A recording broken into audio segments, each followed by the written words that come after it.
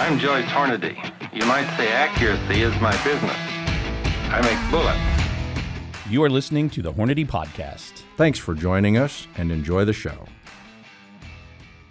Hello, everybody. Thanks for tuning in to another episode of the Hornady Podcast. I'm your host, Seth Swerczek, and today I've got Preston Lentfer, marketeer extraordinaire, and Miles Neville, project engineer extraordinaire. Guys, thanks for coming on the show. High praise. We must have orchestrated same shirt day, gray shirt day. It's Gray Shirt Day here at Hornady. Everybody knows that this day is apparently Gray Shirt Day. We look Maybe good. it's a Wednesday thing. Could be a Wednesday thing.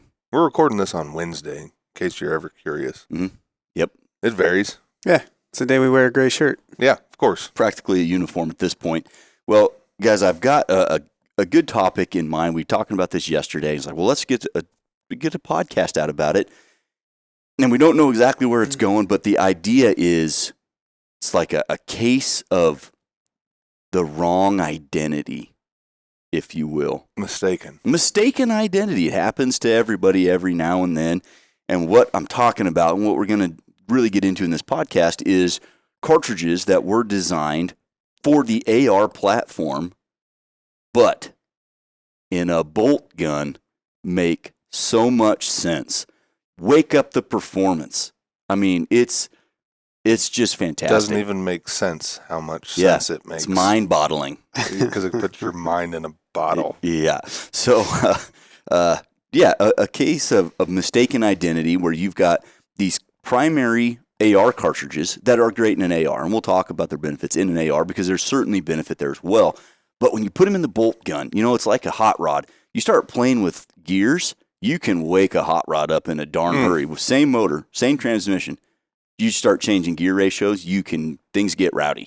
So you take these AR cartridges that already give you really good performance, you throw them into a properly built and assembled bolt gun, maybe juice up a hand load or two, and you've got something that is really, really high performance. Before we get there, though, I do want to announce, if you will, make an announcement, more so just an acknowledgement, that we just returned from the Hornady PRC. Now, I was the only one at this table to go. A lot of people asked for you specifically, Miles, but people loving the podcast. What the heck, people? I had a couple people asking for Preston. If you knew Miles in real life, they wouldn't be asking for him. Oh, come on. I think he's filling in for me this year on all the matches. That's what he keeps saying. Yeah. Well, the acknowledgement is that obviously Brian and George that are the match directors, they do a phenomenal job. This was the 7th year, and I think anybody who's been there for multiple years, they saw the best match we've ever ran. I mean, George, cool. Brian, and then the huge team. I mean, I'd hate to name names because I'm going to miss so many of them. But Clary and Cody and Bud and Lindsay that come out every year, and then there's a host of people that come with GA, the host of Hornady team that's out there ROing, the staff at the ranch themselves. I mean, it was just phenomenal. And I'm going to mention some of the ranch staff when we start talking performance about one particular cartridge. Got something in mind, do you? Yeah, I do. But it was just a well-done match, and the interaction out there, people letting us know, hey, we enjoy the show. We enjoy this type of content, whatever that may be. I always ask them what kind of their favorite shows are. And it was just great to see. A lot of people really digging into this podcast, taking it for what it is and getting education that's also entertainment. And they certainly love to have the guys on here like Miles and Jaden and Joe and even Preston from time to time. From time to time. Yeah. Edutainment. Yeah.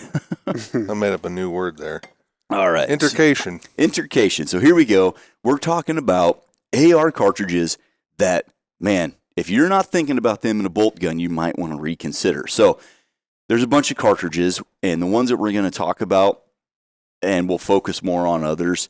Obviously, you got the 223 Remington, 5.56 NATO.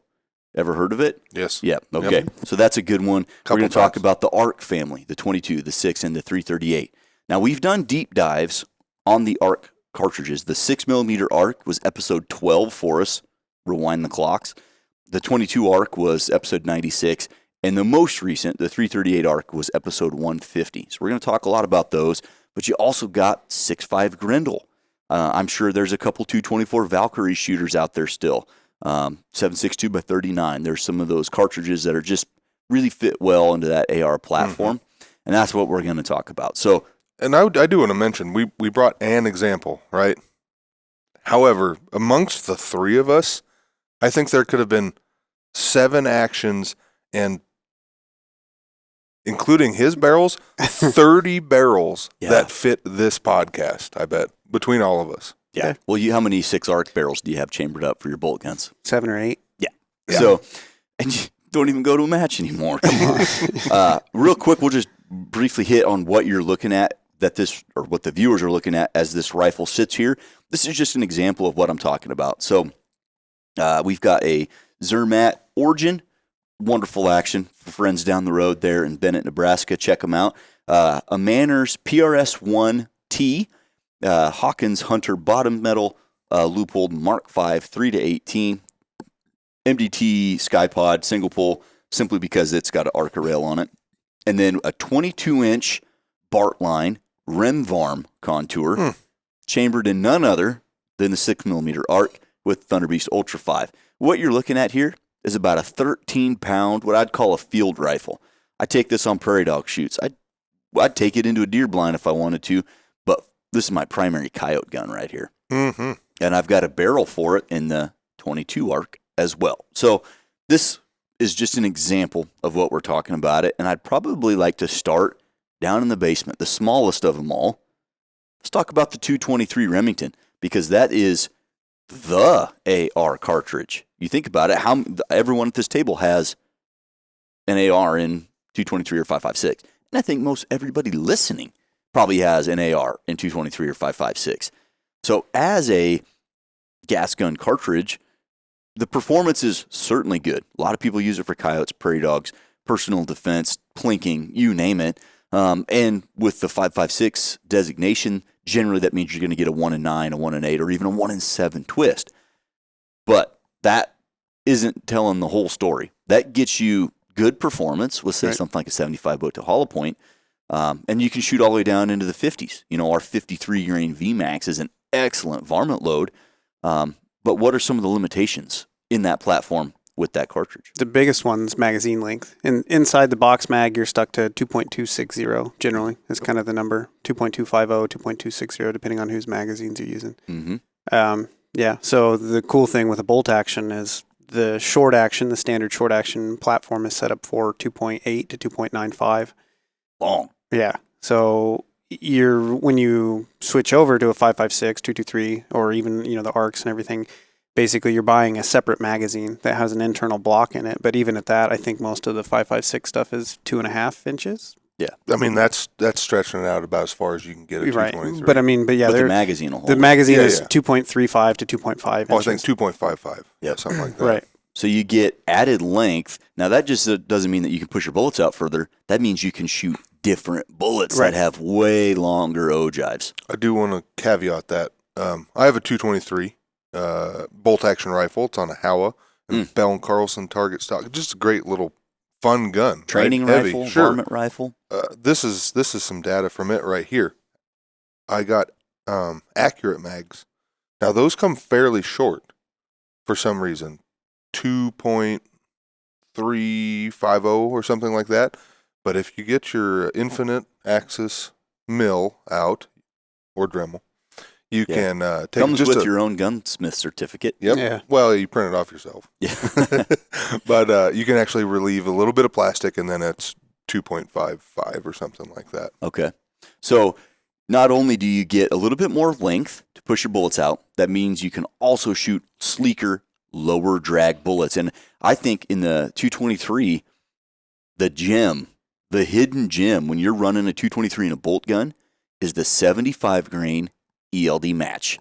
Now, most folks hear 75 and they think, 75 boat to hollow point, 77 grain match king, something like that. Yeah, okay, I've shot Shorter, those. stumpy. Man, they're not even in the same universe. They might weigh the same, but that 75 ELD match is light enough that you're really not chewing up powder capacity and hindering velocity, but it's long enough that you get really good drag characteristics, and it is exceptional downrange.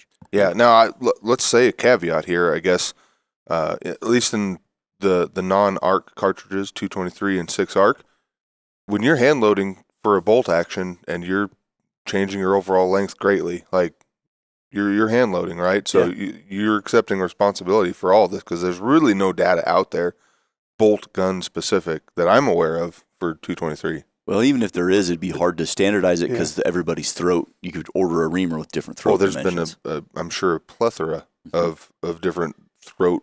There is some published data out there because it was actually pretty popular for like the high power, like the national match style shooting to shoot 90 grain bullets because they single feed it. It's slow fire, so they single feed everything, and that's run in an AR. So there's data out there for heavier bullets. Okay. Well, heavier bullets, but maybe not higher pressure that you could possibly get. Well, in a 5.56, it doesn't matter. That's why the whole AR-15 bolt lug thing that happens in the Grendels is because the case body diameter is bigger. So in a 5.56, it's a non-issue. Their published pressure is 58 to 60,000 psi. Okay. In 5.56. In 5.56. Yep. So you jump into the bolt gun. You pick up velocity. If you're obviously you have to be a hand loader. You're gonna pick up velocity. You're gonna pick up outstanding external ballistics by going to the 75 ELD match, the 80 grain ELD match, or ELDX, and then we've got the 88 and we got the 90 grain A-tip. So with the right twist rate and a hand load, in TAC class for PRS, or for that precision marksman out there trying to lay down a coyote that sits down at 600 yards, 223 in a bolt gun can wake that cartridge up just by opting to go with these really sexy bullets. Yeah, I'm a big fan of them. Now, mine shoots okay, three-quarter minute for, looks like 13 shots on this one. I don't know if I ran out of powder. I think I ran out of powder. So I was going to use Varget on this, but I'd said this is a couple years ago when that was actually pretty hard to get and the prices were just increasing, and I still haven't got used to them yet, right? It's tough. So I was using Shooter's World Precision, and three-quarter minute, 2,900 feet per second. With the 75 ELD match. Yep. And I don't think I'm really standing on it at all. I think I could probably go a little bit hotter, but 26-inch barrel. Yeah, something like that. Yep. It's long, for sure. Yep. So I think if I was going to run tactical in PRS, there's a few matches, like the one out west, what we just ran at the Hornady PRC. Yeah, you should probably run a 308. For most matches, I think running a 223 in tactical class, outside of the energy on target, getting your impacts called, might be more of a concern. But just hitting the target, this thing, a 75 doing 2,900 feet per second is flat as a pancake, and not too shabby in the wind either. And they don't recoil at all. Yeah. It's a toy gun. Yep. That's how it feels when you're. And that's kind of what all these are like. And that's one of the benefits that I think we should talk about at some point, whether it be now or later. But they're just so easy to shoot. Yeah. Holy cow. Yeah, it's awesome for people that are new to shooting or recoil sensitive or whatever. If you have kids or somebody that that can't take recoil. Yeah, me. Yeah. Yeah, I don't like recoil. So 223, huge fan in the bolt gun. A lot of performance on the bone there for competition, high power, PRS, and also for the sportsmen out there. Coyote hunting is a big one. You can shoot those heavier bullets, get a little bit more authority. Open it up to 62 grain ELD VTs. There we go. Yep. A lot of options. And there's been a lot of people that have chambered it. The Remington chambered 223 in bolt actions for eons. Still, and everybody has. Yeah. Where I was really stressing was not just the shoot factory ammo in a factory rifle. I'm talking faster twist rate, longer bullets, lower drag, higher velocity. That's what really wakes that thing up. Experience the cutting-edge performance of the 25 Creedmoor, the first 25 caliber cartridge purpose-built to take advantage of today's sleek, low-drag bullets, maximizing performance in the wind while maintaining minimal recoil and delivering excellent energy on target. Initial offerings include a 134-grain ELD match load and a 128-grain ELDX precision hunter load. Elevate your long-range game with the 25 Creedmoor from Hornady. Jumping to the next 22 caliber cartridge, we got the 22 ARC. Now this one, obviously a little bit more purposefully designed to take full advantage of those bullets that we've already been talking about in the AR. So there's not as much difference going from AR to bolt gun with a hand load in 22 ARC as there is a 223, but there's still an advantage. Yeah, well, and that's the one like what we were talking about where around the AR-15 bolt lugs, the reason that the SAMI published pressure for the whole ARC family is 52,000 PSI is because of the load that's put on the lug itself in an AR-15. So they were designed to fit into an AR-15 And when you just swap the bolt face for the larger bolt face, basically, the force that goes back onto the bolt lugs to keep it roughly equivalent to keep you from breaking lugs, we had to reduce the chamber pressure with all those. And it's the same thing. I think the Grindle kind of set the precedent back in like 2005. So when you go from from gas gun to bolt gun, then your bolt gun that can handle a 300 Win Mag, right? Right. So the bolt thrust that you're putting on there from any reasonable arc load is insignificant in comparison. So then it opens up, basically then the case becomes a limiting factor. And so that's why we publish, I think it's 62,000 PSI bolt gun data in our handbook. And so that's generally works out to about 100 foot per second boost for that increase in pressure. So you get a little bit more velocity, and you don't have the limitations like you do with 223 with bullets, because from the factory, right? You buy an AR and 22 arc, the standard SAMI twist rate is there to support these really long OJ bullets. And the cases are short enough from the get-go to fit in a 2.25 box mag with the full ogive of the sexiest low drag bullets that we make. Yep. And what I really love there is if I want the performance, if I really want to hand load and drive this thing hard, well, I certainly can. If I just want to go get some factory ammo, right, I'm not sacrificing that much performance. Where with the 223, there's a huge difference between factory ammo and your custom hand load. But in 22 arc, not as much difference, but it's certainly there. The bullet selection doesn't really change, but the pressure is really the only thing you're getting there. Yeah, a little free velocity. Right. So 22 arc doesn't work for PRS tactical division, so can't use it there. However, I think if you're going to shoot the gas gun division, I personally think the 22 arc is the cartridge to shoot. Again, barring a handful of matches like the Hornady PRC, I think there's a pretty distinct advantage going 22 arc over 6mm. I said what I said. The only gripe I got there is the splash on, but it's on a minority of the targets. Especially if you go east of here, you don't get a ton of targets past 800 yards. In any match anyway, you really don't. So, but there is definitely like a noticeable difference from 22 to 6. 6 to me is still lean. Like I think people, especially if you get like a hot, miragey, windy, gusty day, you still miss impacts that hit the steel plate and don't really move it with a 6mm. And then a 22 is just that much less going on. So if it's clear, if it's a spring day, and you can see everything clearly, it's not a big deal. But that's really the only thing that you risk losing out on there. Two things I want to address before we move on. From the comments that I've heard in previous episodes on YouTube, whatever have you, will likely never manufacture, I'm saying likely, but bolt action arc loads here from the factory. No, I don't think so. I don't think it'll ever happen in any of those because of the potential headache of somebody not knowing any better or goofing it up or So it's going to be SAMI. I saw that comment a few times. I do want to address that. I can't remember what one that was on. Number 2, sounds like you need to build for the people that want to see Miles's gas gun, you can't. Okay, because he burned it down. He built a not the same anymore. And he melted it. It's a 22 arc now, I guess. So here's what I'm saying: varmint hunting rifle. Miles, you're now tasked by me, and I'm not your boss, to build a PRS 26-inch 22 arc gas gun winning gun. Yeah. Will you do it? I mean, if you shoot it.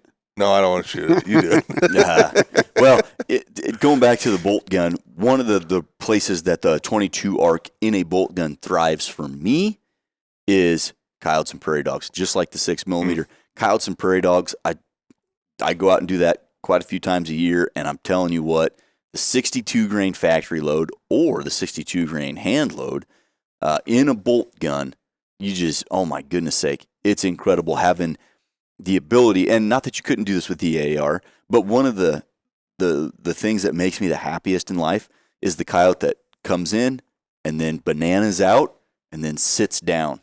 Oh my goodness. That nothing more frustrating. I'm thinking of an exact scenario that happened here in March. I had a coyote coming in from the left, sneaking through the sage at about 4 1/4. And he never would stop, and I never could really get a good look at him because he was through the sage. Working the calls. He stopped a second behind a sage bush and then just bananaed out of our lives. Got out to 732 yards before he stopped trotting. And then he sat down on his butt and he looked at us and then barked a couple times and then just sat there. And that's a long poke for anything on a coyote. But in an AR, it just doesn't have the accuracy potential generally that a bolt gun's going to have. And then you throw a precision instrument, a bolt gun with a custom hand load and a big scope ready to dial in and smack that thing. Nothing more satisfying than connecting on that coyote. And I think a 22 arc in a precision bolt rifle, I just think there's better chance for accuracy in those platforms. And that scenario right there is just like, that's why you do it. And then also prairie dogs, of course. And oh my gosh, you could light them up. I bet you've had this barrel pretty hot too. Oh yeah. Well, and that's, I mean, the main benefits for it to me, and this is like, I have a couple ARs, and like, so for nighttime thermal hunting, AR is helpful just because there's a lot of follow-up shots, whether it's coyotes or raccoons or hogs or whatever. I think it's nice to have an AR for that. But then like for daytime hunting or PRS or prairie dogs or anything, it's like, especially prairie dogs and PRS, I have zero qualms whatsoever of sitting down with a bolt action 6 arc or 22 arc or a 5.56 for that matter, and blasting through 20 rounds. Like, 20 rounds as fast as I can accurately, get position, make good shots. With a 6 Creed or a 6.5 Creed or a PRC or something like that, it's like the Creedmoor family. You're pushing the limits of like what you kind of feel good about doing without like causing excessive wear. With a Magnum, you're torching the barrel when you do that. With an arc, it's like you pop off 20 rounds and the barrel's still lukewarm. And so for stuff like prairie dogs where you're sitting down all day and just, there's one, and getting after it for a continuous string of fire, there's... Should mention his barrel, his prairie dog barrel. Well, that's the next match barrel, yeah. I'll get there, yeah. But that fits right into the conversation. Well, I mean, yeah. And so along with, you get reduced recoil, that's because you're burning less powder, but that's longer barrel life, right? And so like, all things that are going for you. And I guess my big point for any of these is that, you lose some top end performance, but then you get all those benefits. And the top end performance is maybe 150, 200 foot per second from, 6 arc to a Creedmoor, right? Or to, something else in that family. 200 foot per second. When you run the numbers on hit probability, until you get way out there, I mean, then it's single digit percents at worst. I mean, really, like within 800 yards, it's almost nothing. Yep. And so, you don't really take a hit for hit probability. You do lose energy and top end, velocity of number. Okay. But you've got this awesome ballistic solver that takes care of it for you, even if it's a slower velocity. Right. So really it's point blank range that you're losing. If you're a guy that, doesn't use a ballistic solver, doesn't know how to do that, not good at that.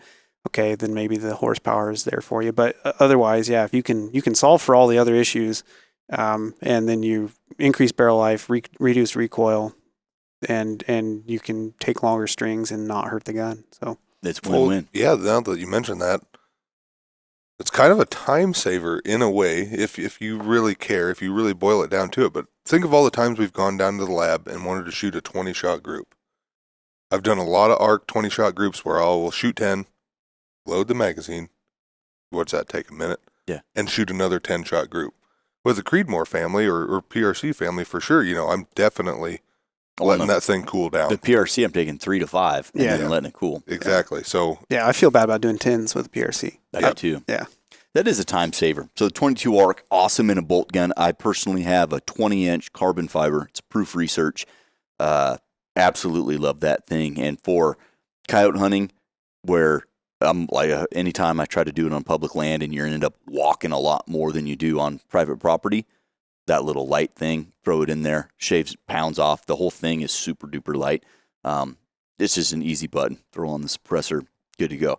Moving now to the 6mm arc. This is where things change a little bit because the 6mm arc, in my opinion, in a bolt gun, is an awesome option for PRS.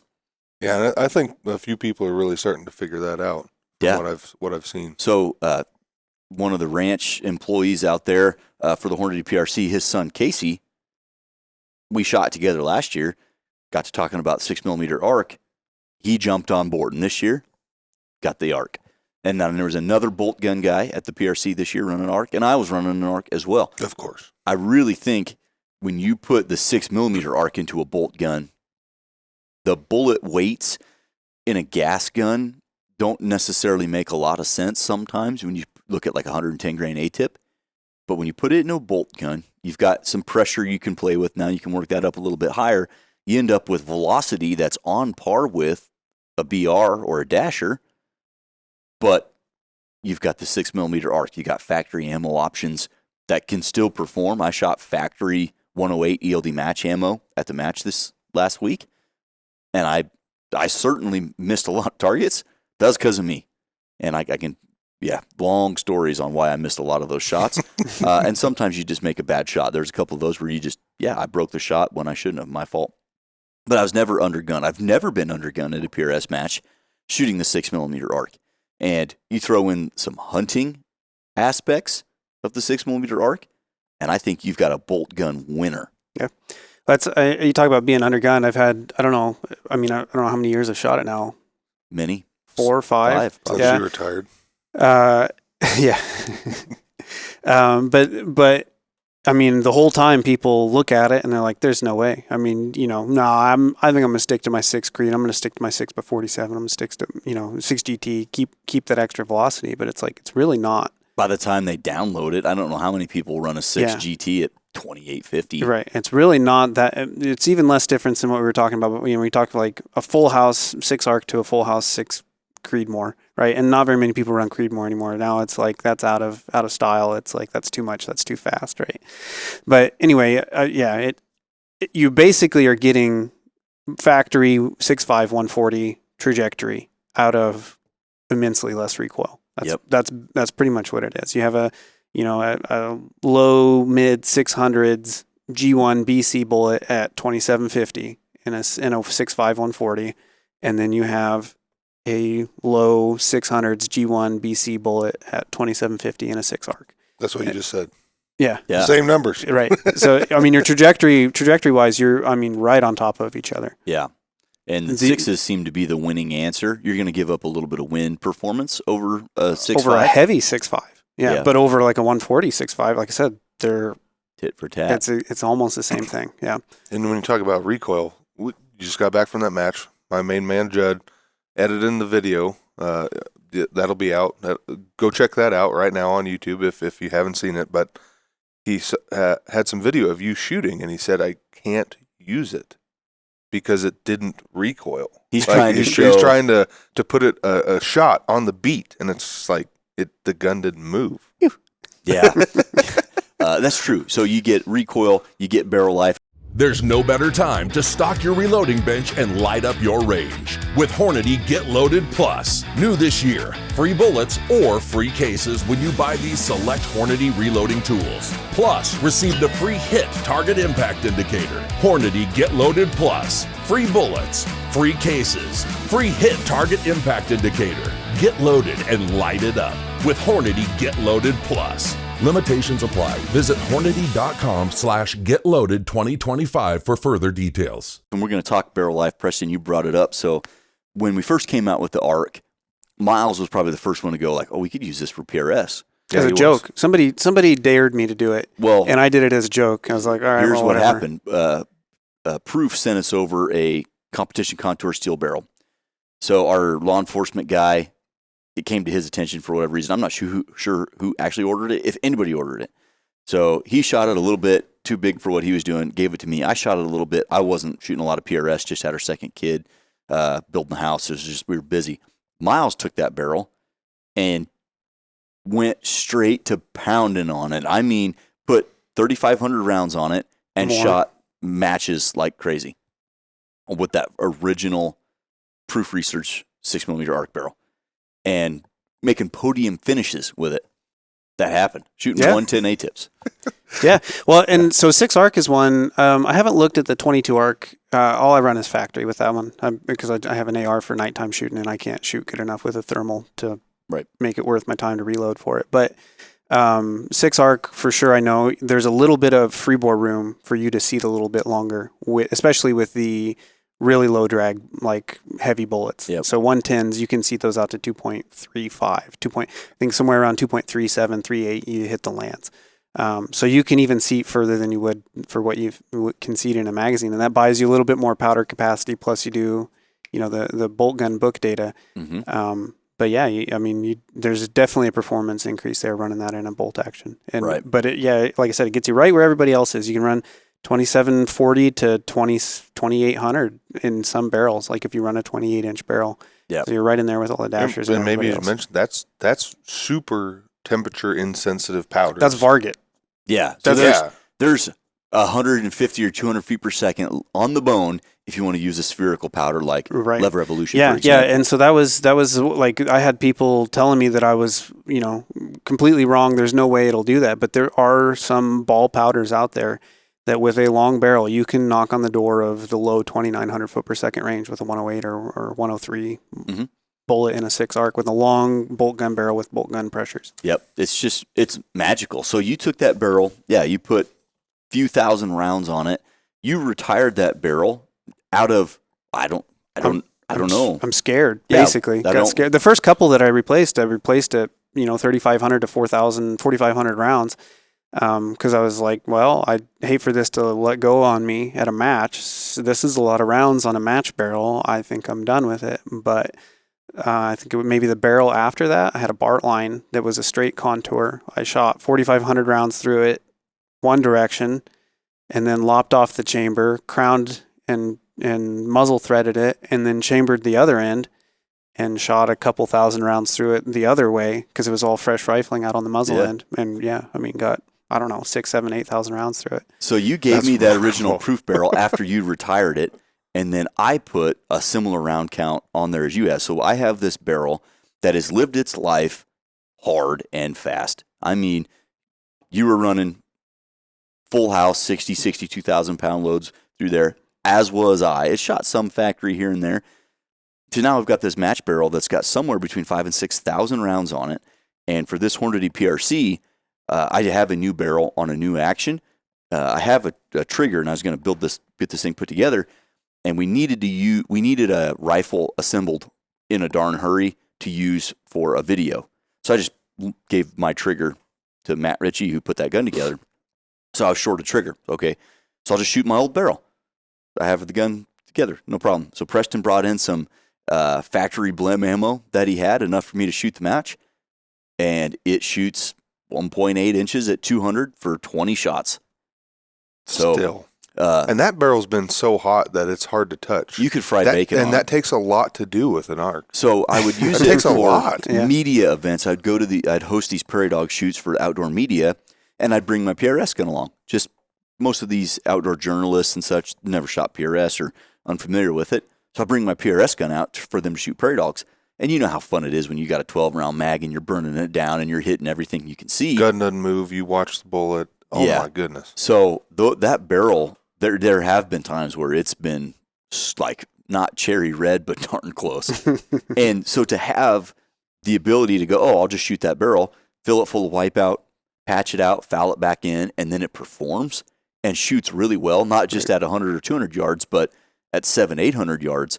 It's just remarkable. Now, that barrel is officially out of service. I'm going to use it for prairie dog shoots and stuff like that. But since Should I have a probably new, put it in a glass box. Maybe like a it nice oak or continues to mahogany. perform. It's remarkable. So the 6mm arc for the precision rifle sports, if you're not considering it, you've got Hornady factory ammo, Hornady brass, Alpha's making brass, low data's out there, all the performance you need to send these hot rod 6mm bullets at just the right velocity, because the speed days are gone in precision rifle sports. People want them a little slower so they can see their trajectory.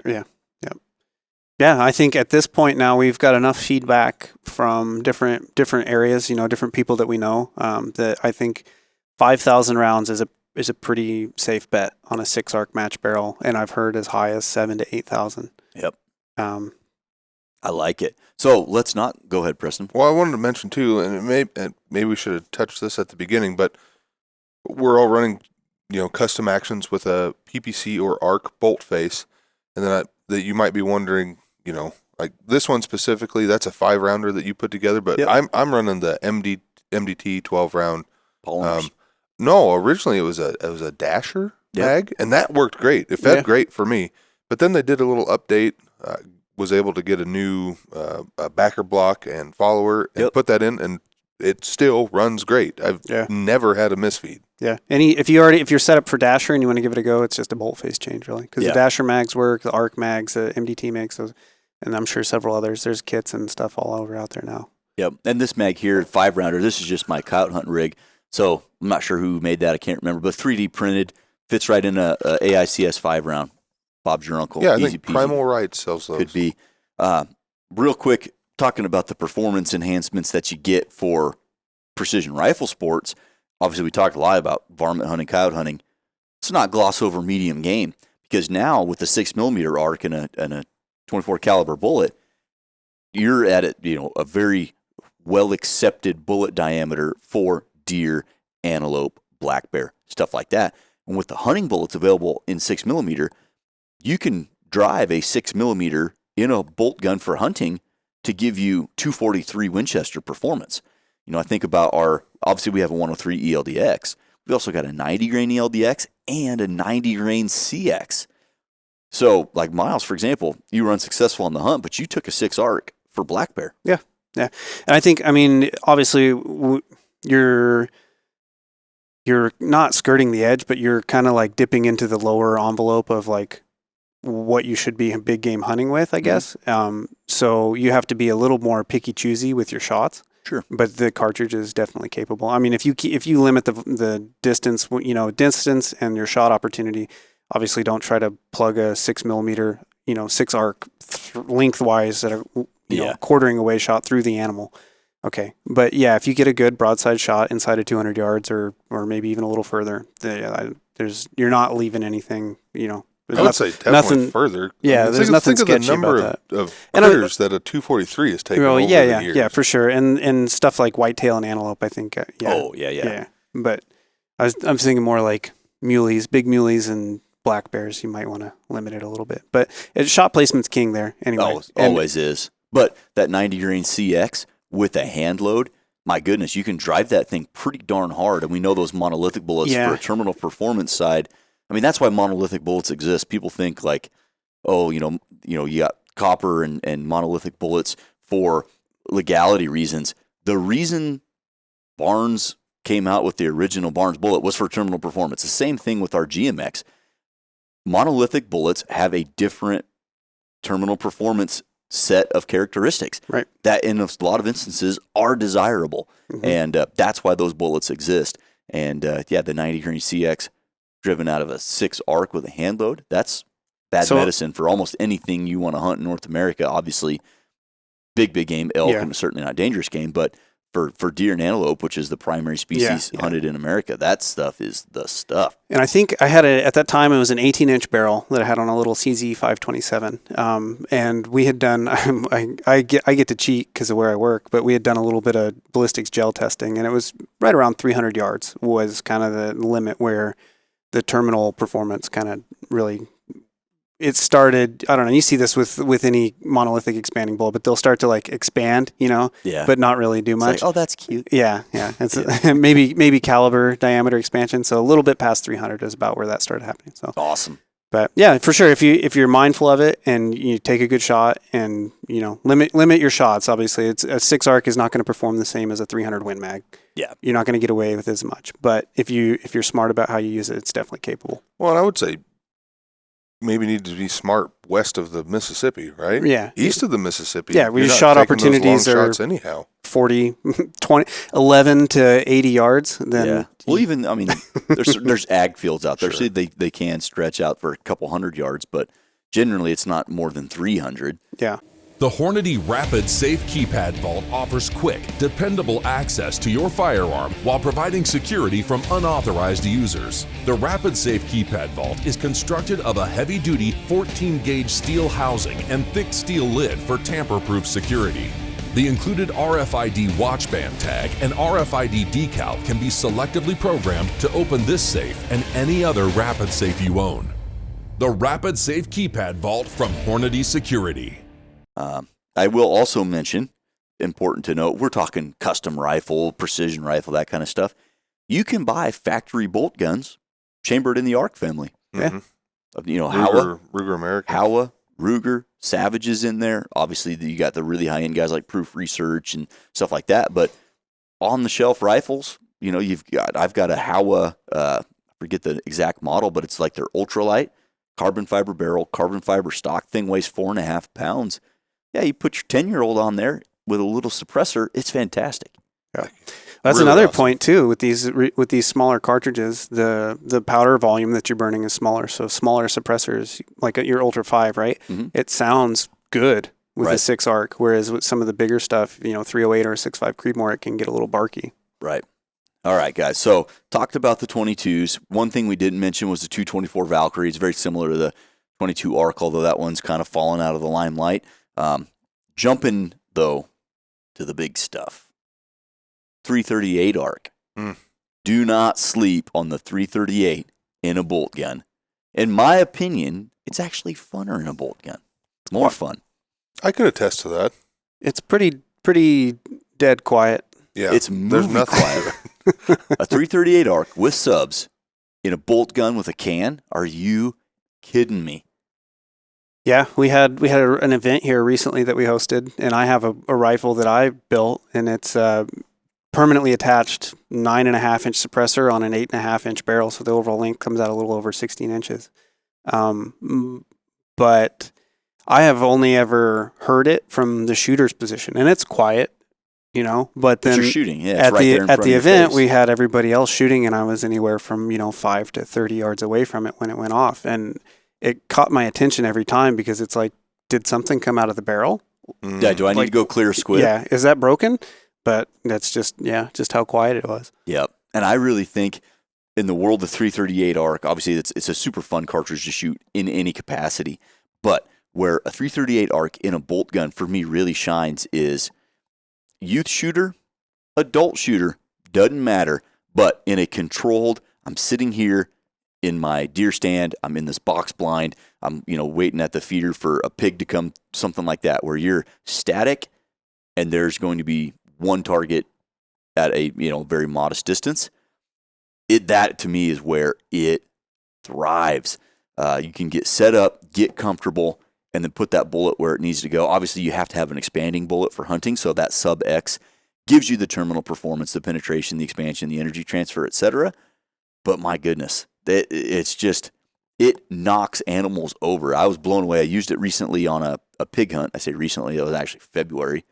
Where did time go? Anyway, it was only 4 months ago. I was really impressed with the terminal effect, because it's so quiet, it's so slow, like your conscious mind thinks it's going to be lacking in the terminal performance category, and I'm here to tell you, no, it hits with authority. Yeah. No, Jaden did a lot of work with that to make sure that bullet, because coming from a Blackout, which is another one that's AR cartridge that works really well in a bolt gun in a similar capacity, but coming from the 190 grain sub X that we have in that cartridge to this 307 grain bullet, we had to go back and do a fair amount of revisions back and forth to get the bullet to stop in about the same distance of ballistic medium. Yeah, ballistic 16 to 18 inches or so. Yeah, because you can have more energy in flight, but if it doesn't stop, in about the same window, then all that extra energy is just extra energy that's getting delivered to the earth behind the target. Mm-hmm. Well, I'm just thinking about box blinds like you were mentioning. Think about the amount of people that have rung themselves in a box blind because you just don't think about it. You get, there's my target. All adrenaline's going. But if you have a subsonic 338 arc or 300 Blackout with a can, that's huge. Well, I say I've rung myself so in a box blind. I've only fired just a handful of shots out of a box blind, and I've had hearing protection on. Yeah. Like with a muzzleloader. That hunt we did in Kansas. Yeah, you put in earplug, it's still a big explosion in a little fart coffin. I mean, it's not enjoyable even with the ear protection on. Yeah. Yep. And if you know for a fact that your shots are going to be less than 100 yards, I mean, the trajectory is flat enough. That's the only downside to the subsonic thing is that you pretty much you zero somewhere around 75 yards and you get a point blank range out to 100, give or take. And then beyond that, it's Yeah, it definitely sinks, which is part of shooting subsonic. And the 338 is great in a gas gun. It's really fun in a little pistol. But don't sleep on it in a bolt gun, especially for the hunter. I'm telling you what, it's got plenty of terminal performance for deer, antelope, pig, stuff like that. What we've been saying is essentially anything you would shoot with a 44 Magnum, go ahead and do that with a 338 ARC with that sub-X. You'll be just fine. Yep. Is there any other cartridges that we didn't talk about that are primarily AR cartridges? Grendel. The Grendel, the 6.5 Grendel. Well, I think you can argue that about any AR cartridge. I would agree. It used to be back in the day, it was kind of cool when somebody put a rifle, a typical bolt action cartridge into like an AR-10 or something. Like, holy cow, the that's 22 really 250 cool. AR-10 Or 243 APMS. But I think you could say that about any AR-15 cartridge. A lot of them do amazing things in a bolt action rifle. And honestly, the more we shoot competitions, whatnot, and you really get used to managing recoil, even though there's not much with these, but you can operate that bolt pretty slick, and you're not a whole lot slower than in an AR-15. Yeah, it's pretty wild. Yeah, you can see somebody who's got 10,000 rounds or so on an action, and they can roll that bolt real quick. And your recoil impulse is it's fairly sharp and quick, whereas with an AR sometimes it's kind of delayed. Well, you got recoil going the other way too when things rebound. Right. It's a good point. That was when I shot gas gun 2 years ago. That was definitely something that I noticed right off the bat was the gun doesn't really recoil so much, but it has a longer period of time that things are just moving around. It's just happening. And so where with, prone with a 6 ARC gun of the same weight, same recoil, everything, I would see my trace pretty reliably. With a gas gun, it's not reliable. And I would see it here and there, but yeah, it was nowhere near as reliable for that. Totally, bagged out, prone and bipod and rock set, as rock steady as I'm going to get, there's still the gun is moving. And yeah, it's kind of the same detriment that like shooting a 6 Creed, where the bullet gets there so fast before you can see anything. Yeah. It hits before you've recovered. Within 400 yards, you kind of get the same issue with running a gas gun. Yeah, which can be frustrating, but it's all part of the game. Yeah. So for the hunter, the varmint guy, or the PRS competitor, there is an AR cartridge that's probably going to work really well for you, and I really don't think you're going to be giving much up, if anything. And we talked about the 6mm ARC in the hunting category. You're really going to be competing with what the traditional performance of a 243 Winchester was, and that's a very historied cartridge. And yeah, there's so much meat on the bone going from 223 all the way up to 338 ARC, a bunch of cartridges in between. And we're in a time now where you can build whatever you want, but you can also buy factory rifles out there that have traditional AR cartridges set up in a bolt gun. And if you're just a bolt gun guy, like a lot of us seem to be, you can really up the performance ante, if you will. Yeah, we haven't even mentioned the straight wall cartridges. No, 350 Legend. 400 Legend. 450 Bushmaster. Yeah. Definitely not bush hamster. Yeah, that's true as well. You think about that. The 450 Bush Hamster was an AR cartridge. I'm not sure anybody even makes an AR in 450 anymore. Right. I've certainly not seen one. Yeah. There's but Ruger for sure, and Mossberg and a couple others making bolt guns for it. Savage, yeah. Yeah, it's one of our top selling cartridges, which is odd that the Bushmaster is that popular. But what was an AR cartridge exclusively has made the transition. It's a bolt gun cartridge now. And if nothing else, it just gives people more variety. Yep. It's the spice of life, as they say. Yes, they do, which is awesome, guys. Well, is there anything else you want to leave the listener with about, these AR cartridges and turning up the performance going over to a bolt gun? Yeah, I'm a big fan of turning up performance. Don't get me wrong. The big draw to me is like, I've said it before, I'm a big guy, but I'm a wuss. I don't like recoil. And holy cow, these little cartridges do a lot with no recoil. That's true. And I say no facetiously. Yeah, There's some. Very little. Yeah. I think we already covered it, but it's just to me, the bolt action platform gives you less variables to check off in the realm of like the system working and working well and working reliably. As far as like dispersion and point of impact and all these other little things, there's little quirks with ARs that, you can they have their place for sure. Absolutely. But yeah, to me, I get a little bit more joy out of things being dead consistent every time you shoot them, and there's a lot less worry in a bolt action. That's right. And these little, like what he was saying, these little cartridges will get more done than you give them credit for a lot of times. That's true. One other thing we didn't touch on, kind of the old cowboy mentality, when you got a lever gun and a revolver chambered in the same cartridge, you have one ammo. So there's room in everybody's safe, certainly in mine, for gas guns in 22 ARC and 6 ARC and 338 ARC and 223. And I correspondingly also have bolt guns in all of those cartridges as well. So if I want to run factory ammo, I can run factory ammo in a bolt gun and the gas gun. And certainly in the ARC family, I'm really not sacrificing any performance with factory ammo going from one or the other. So that's a great point. Yep. Great point is just, you always got ammo on hand. And if it's gas gun time, we're good to go. And if it's bolt gun time, we're still good. Yeah. Groovy. Redundancy. I like it. Well, guys, I don't have anything else for you, but we got a busy Wednesday. Hopefully, let's go see how many other people are wearing this gray shirt, and let's get back let's at call it. them out. Give them high fives. Right. Thanks for coming on the show, guys. You bet. Yeah, absolutely. Ladies and gentlemen, thank you for tuning into this episode about the mistaken identity, where you've got the right cartridge, but maybe in the wrong platform. We hope you enjoyed it, found this educational, and we'll catch you on the next one.